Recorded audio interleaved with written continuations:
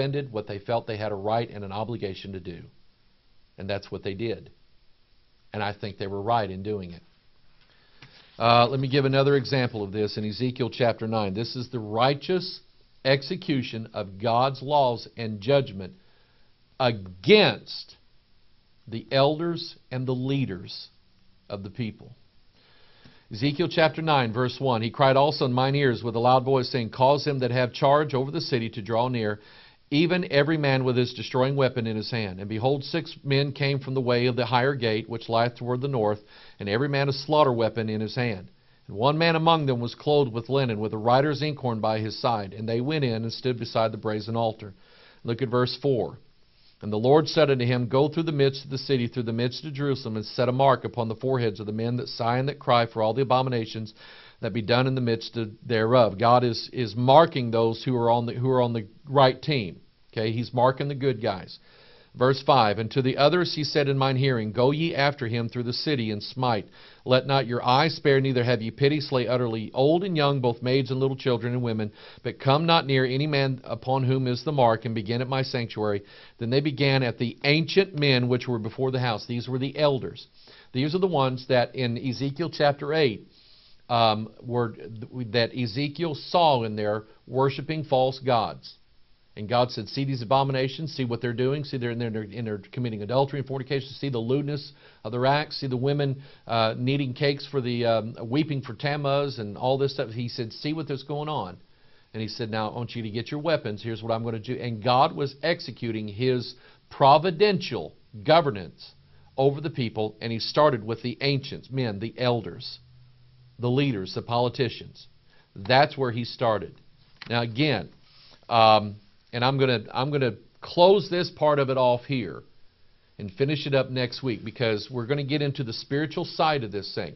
Because if they take away our guns, our handguns, our assault rifles, if they take away our hunting rifles, if they take those things away from us in this world, there is a spirit that is behind it that wants to disarm the Christian.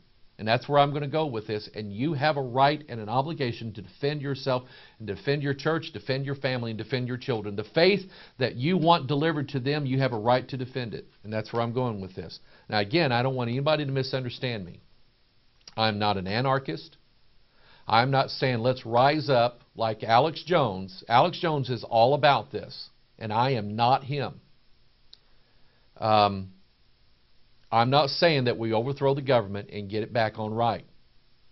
What I'm saying is that at some point we may have to defend our rights and our liberty and our safety. See, the government doesn't keep people safe. A bad government does not keep people safe. And I'm doing this not for myself. I don't care if I live or die. I don't care if I live or die. For me to live is Christ and die is gain. But I have a granddaughter, grandson, got another grandchild on the way. What country are they going to live in? What freedoms are they going to have to live without? Will one of my grandsons be called to preach? Will he even be able to preach without risk of losing his head like it's done in other countries? I don't want that for him. I want my children and my grandchildren to live under the freedom that I've lived all of my life. And I'm not advocating going out and killing people in the government. That's wrong. But I will defend my liberties and the liberty of my posterity. Biblically, I have an obligation to do that. Hope you understand what my heart is.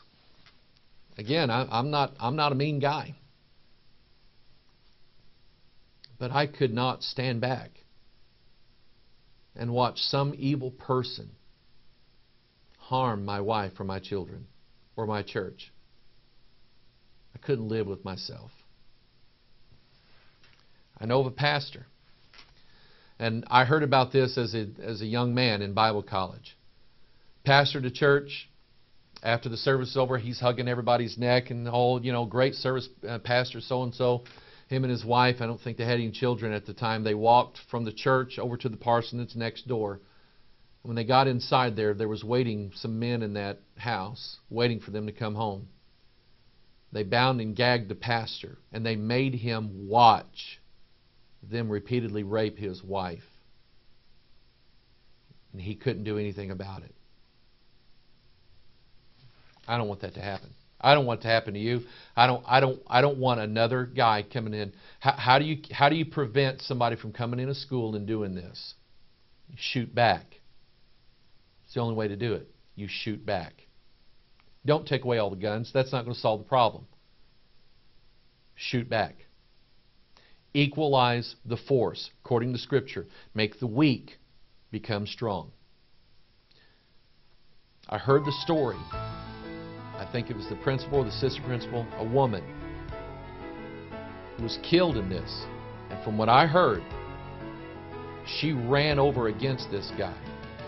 You know what she was doing? She was using the only strength that she had to keep him from shooting other babies in that school. I wish she would have had something else. I do. I love you. This is Pastor Mike, and we're going to get into how serious this is.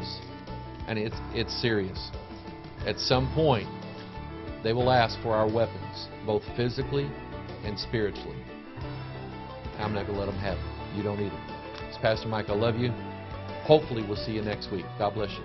Bye-bye.